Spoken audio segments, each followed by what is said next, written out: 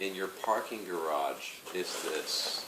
So my assumption is that most of the people in Mexico City anyway, and well, in other cities around Mexico, are actually praying to their cars. The cars are everywhere. And when I see religious altars in parking garages, I naturally assume that the car is elevated to religious status. It is elevated. It is a status symbol. So in a city with 35 million people, where everyone owns a car, the first thing one notices is that there's a lot of cars and a lot of noise and honking. There is no correlation in English, no way to translate from English into Spanish the phrase, silence is golden. I have searched for years for a dicho, a saying, a proverb, anything that we have in Japanese or in English where we venerate the idea of just silence, because it's impossible to find. So it's not a concept that exists. So there is already a music that happens in the street, and you pick up on these various songs, whether it's from the horn of a microbus going na na na na na na in the horn to insult another driver, to somebody in the early morning walking by your window saying, "Tamani, oaxaqueño, 2 pesos," and singing the advertisements. Everywhere you turn, from second to second, the landscape changes. It's so vibrant and aggressive, particularly if you come from a culture that has quiet. It's I want to preface a little bit. I'm going to be a little academic for a minute because I'm an academic, and want to go back a little bit in time to illustrate just how much of an impact Mexican literature has had on the rest of the world, without maybe some of us not even recognizing it. Back in the 1950s, there was an important writer in Mexico named Juan Rulfo. Will you please raise your hand if you've heard of Juan Rulfo? R-U-L-F-O. Well, this man named Alfonso Mutis in Mexico, he was a professor. He had a Latin American friend in another Latin country. He said, if you want to learn how to write, you better come to Mexico and read this guy. So this little Colombian writer got on the airplane, and actually what he said to him is, you have to fucking read him. It was that strong of a language. This unknown Colombian writer, Gabriel Garcia Marquez,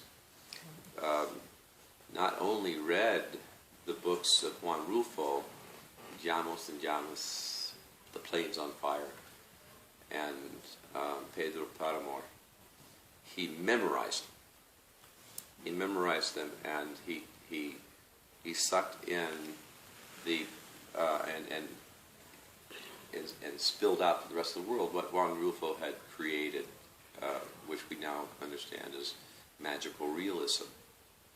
And so if we think about that, the influence just of magical realism has spread everywhere, from Calvino to Murakami in books like 1Q84, Kafka on the Shore. So there couldn't be books like that if it hadn't been for Juan Rulfo via Marquez. Likewise, Rulfo, Fuentes,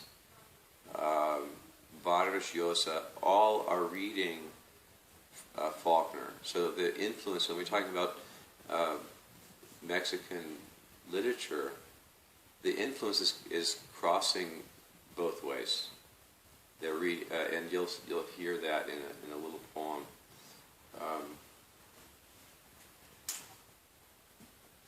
I'm going to read to you in a second.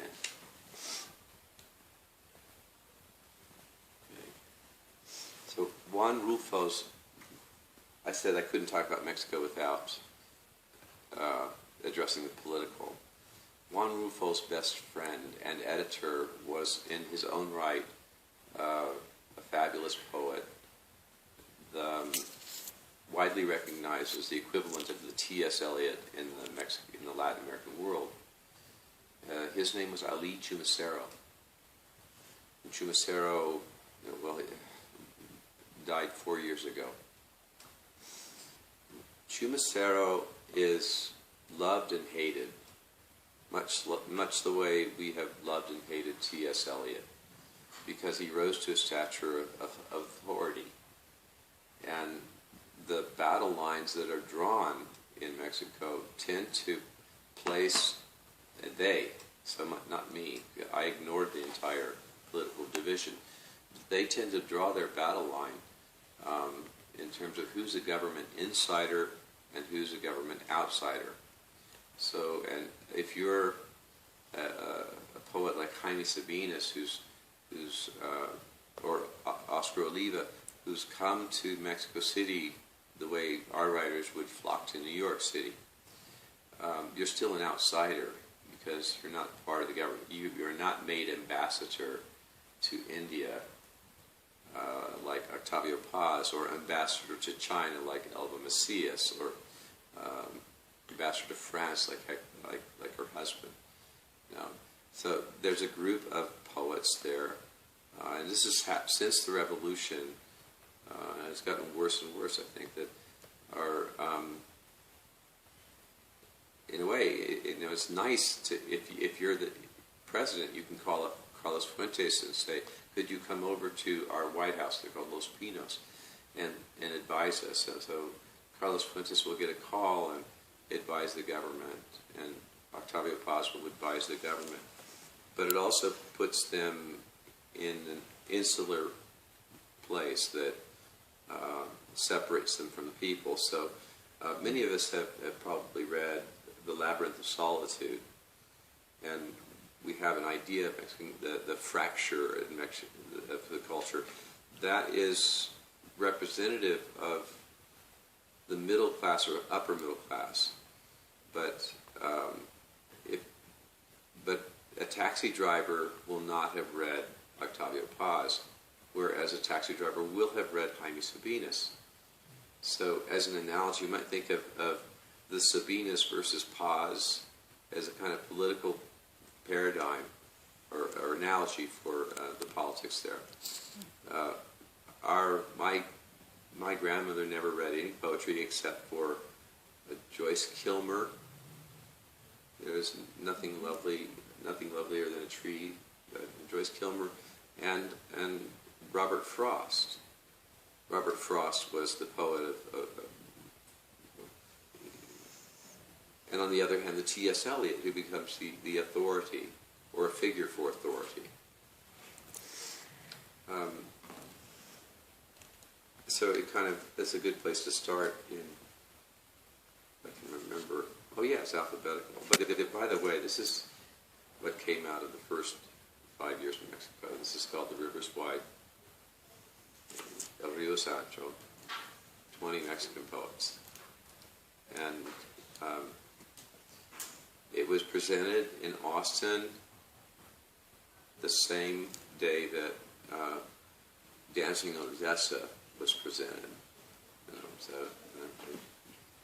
discovered for the first time this incredible guy was there. So, let's see.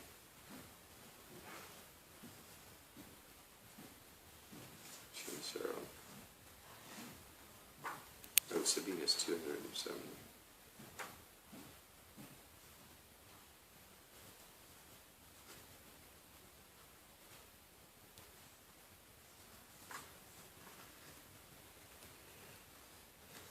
Prose poem.